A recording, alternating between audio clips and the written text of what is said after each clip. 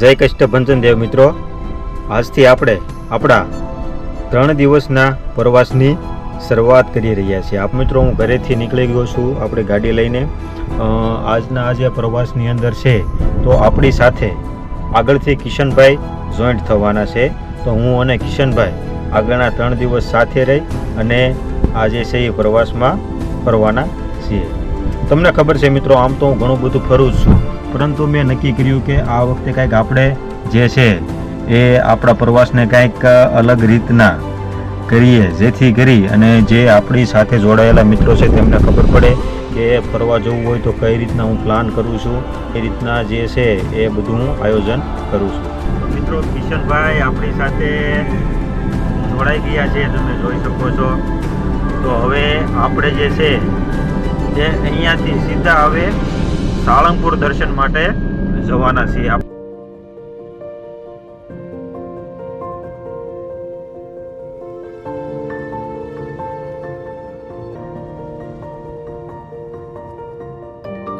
આપણો જે પહેલો વિડીયો છે મિત્રો, હું ખૂબ જ એક્સાઇટેડ છું કે આપણે આપણી જર્ની છે એ સ્ટાર્ટ કરવા જઈ રહ્યા છીએ, અને એ પણ દાદાના આશીર્વાદથી.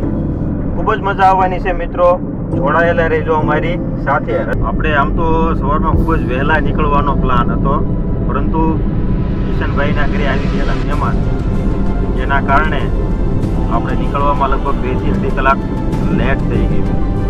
શરૂઆતમાં જ કિશનભાઈએ આપણને થોડા નિરાશ થયા, પણ કાંઈ વાંધો નહીં, મસ્ત મજાની આપણે શરૂઆત કરી નાખી.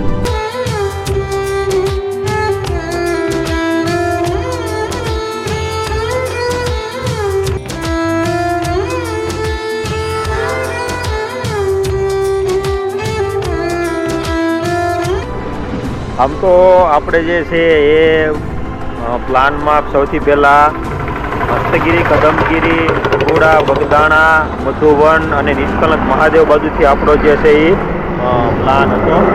પરંતુ આપણે જે નવું ડ્રોન લીધું છે, આ ડ્રોનની આપણે દાદાના દર્શનથી લઈ અને એમના જે મંદિરમાં છે ત્યાંથી પહેલું આપણે શૂટ કરી, અને એવી ઈચ્છા હતી. તો આપણે સૌથી પહેલાં એટલા માટે દાદાના દર્શને જઈ રહ્યા છીએ. શનિવાર, રવિવાર અને મંગળવારના દિવસે શ્રદ્ધાળુઓ વધારે આવવાથી અહીંયા રસ્તા ઉપર તમને વધારે ટ્રાફિક મળશે.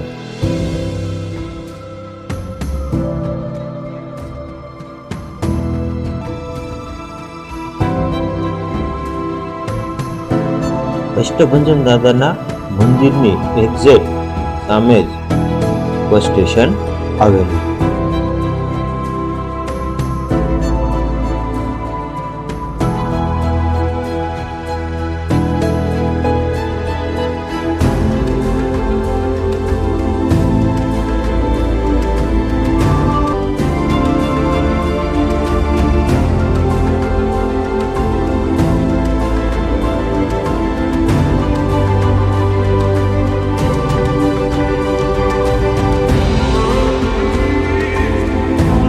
મંદિરની અંદર એન્ટર થવાનો મુખ્ય દ્વાર પણ બરવાળા બોટાદ હાઈવે ઉપર જ આવેલો છે.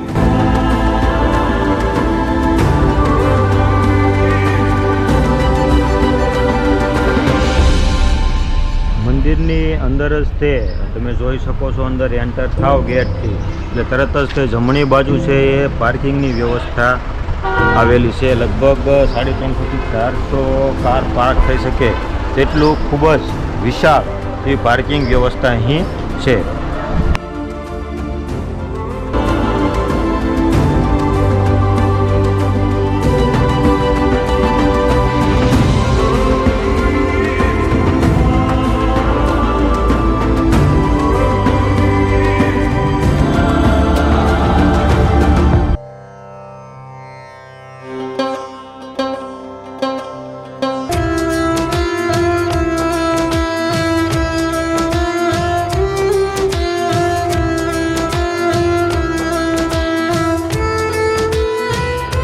આપણે જે છે એ આપણા ડ્રોનનું દાદાના મંદિરની અંદર જે છે એ ધરાવી અને આપણે ડ્રોનનું ઉદ્ઘાટન કરી નાખ્યું છે. પરંતુ અહીંયા થોડા પ્રોટોકોલના કારણે હાલમાં આપણને જે છે એ ડ્રોન ઉડાડવાની મંજૂરી મળી નથી. આપણે જે મિત્રો અહીંયા છે મંદિરની વચ્ચોવચ્ચ આપણે જે છે એ ઊભા છે. તમે જોઈ શકો સામે કષ્ટભંજન દાદાનું જે છે એ મંદિર આવેલું છે, મુખ્ય મંદિર. અહીંયા તેની બાજુમાં જે છે એ વડતાલ ધાર્મિક જે સ્ટોર છે તે આવેલો છે અને ત્યાંથી તેની બાજુમાં આજે તમને દેખાય છે મોટી તે અહીંયાનું ભોજનાલય છે. આ ભોજનાલય છે એ ગુજરાતનું સૌથી મોટામાં મોટું ભોજનાલય છે. ત્યાંથી જે મંદિરની પાછળનો વિભાગ છે તે અતિથિ ગૃહ છે, તો ત્યાં જે છે એ રહેવા માટેની વ્યવસ્થા પણ છે.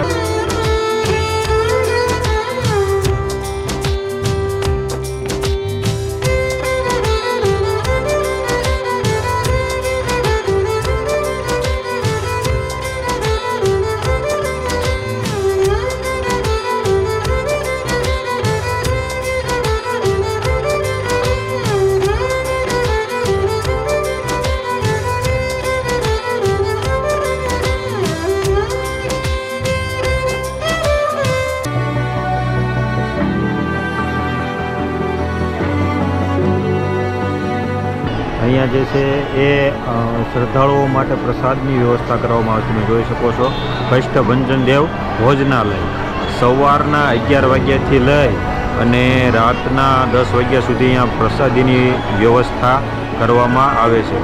રોજના તમે જોઈ શકો છો હજારો શ્રદ્ધાળુઓ અહીંયા જે છે એ પ્રસાદ ગ્રહણ કરે છે.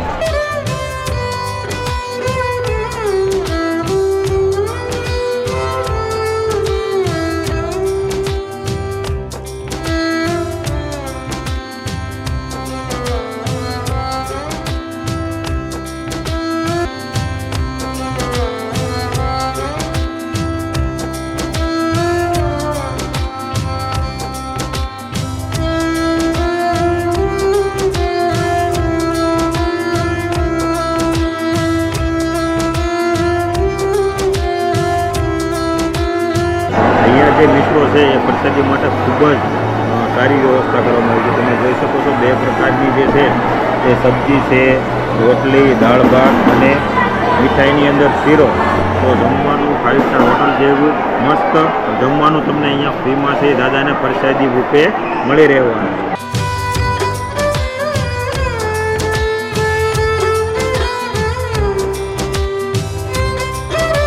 હનુમાનજીનું મુખ્ય મંદિર છે એની બાજુમાં જે છે એ શ્રી હરિ મંદિર આવેલું છે. તો કે લાકડાથી બનાવેલું સ્ટ્રક્ચરથી બનાવેલું ખૂબ જ સુંદર મંદિર છે. અહીંયા જે છે એ ભગવાન સ્વામિનારાયણ બિરાજમાન છે. તેની બાજુમાં એક પાઠ પૂજા માટેનો ખંડ આવેલો છે.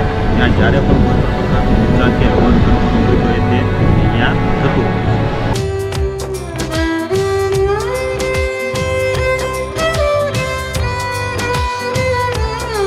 મંદિરની બાજુમાં જ દાન ભેટ અને પ્રસાદ જે છે એ આવેલું છે. તો અહીંયા જે છે એ સુખડીનો પ્રસાદ અને લાડુનો પ્રસાદ જે છે અહીંયા ઉપલબ્ધ છે.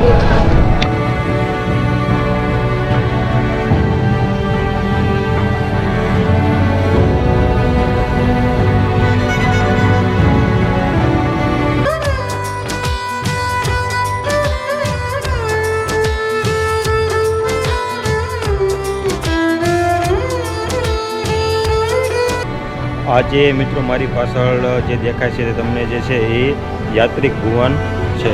તો અહીંયા મિત્રો રહેવા માટેની ખૂબ જ સુંદર વ્યવસ્થા પણ મંદિરની અંદર જ છે. નોન એસી રૂમના અહીંયા જે છે એ 800 રૂપિયા અને વિથ એસી રહેવા માટે અહીંયા 1500 રૂપિયા રહેવા માટેની સુવિધા પણ તમને મળી રહેવાની છે.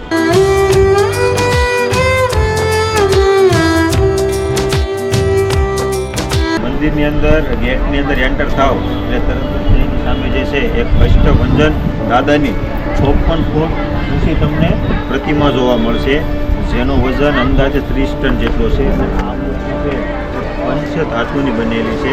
લગભગ 11 કરોડના ખર્ચે છે આ કષ્ટભંજન દાદાની મૂર્તિ બનાવવામાં આવી છે.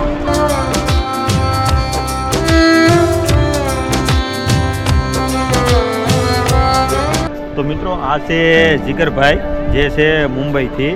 આપણે જે પહેલા દિવસનું જે શૂટ કરતા હતા સાળંગપુરની અંદર, તો જે ઇન્ટરનેશનલ લેવલનું જે છે બ્લોગર છે એમને પણ હમણાં થોડા સમય પહેલાં શરૂ કર્યું. તો આપણને અહીંયા પહેલા જ દિવસે જીગરભાઈ આપણને મળી ગયા છે. તો આપણે પૂછીએ કે હવે એ ક્યાંથી આવ્યા છે અને આગળ કઈ બાજુ ટ્રાવેલિંગ માટે જવાના છે.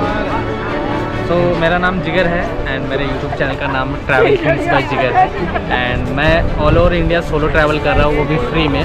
एक्चुअली मैं मुंबई से निकला हूँ. मुंबई से नासिक, त्र्यंबकेश्वर, शिरडी, ये सब होके मैं सूरत में परसों स्टे किया था. फिर उसके बाद मैं अहमदाबाद आया. अहमदाबाद से फिर यहाँ पे किसी ने सजेस्ट किया था मुझे ये प्लेस. तो एक गुजराती फ्रेंड है मेरे जिन्होंने मुझे सजेस्ट किया था, तो मैं यहाँ पे आया. बहुत बढ़िया लगा एंड भाई का गांव है यहाँ पे. तो भाई के चैनल को अभी नया स्टार्ट करने वाले हैं भाई अपना चैनल, तो डू सब्सक्राइब भाई का channel and my channel and ऐसे ही प्यार बरसाते रहिए एंड ऐसे ही देखते रहिए हमारा वीडियो. Thank you. सालंगपुर आना सबके बस की बात नहीं है. सालंगपुर वहीं आते हैं जिसे दादा बुलाते हैं.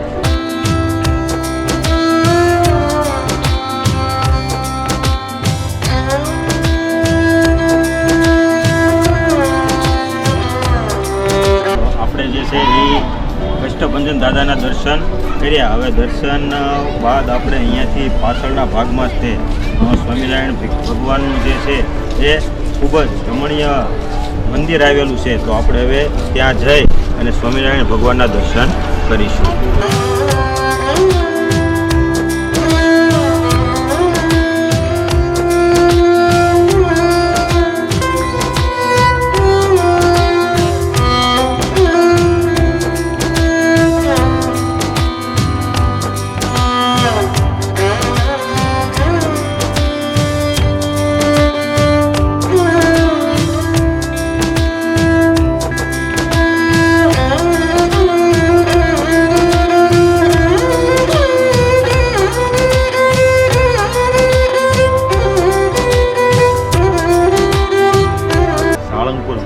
મંદિરની પાછળ આવેલ નારાયણ કુંડ જે લાઠીદળ રોડ ઉપર આવેલું છે, તો ત્યાં આપણે આવી ગયા છીએ. તમે જોઈ શકો છો મંદિરના નારાયણ કુંડ છે એ ગેટની અંદર એન્ટર થતાં જ તે મસ્ત મજાનો ગાર્ડન આવેલો છે.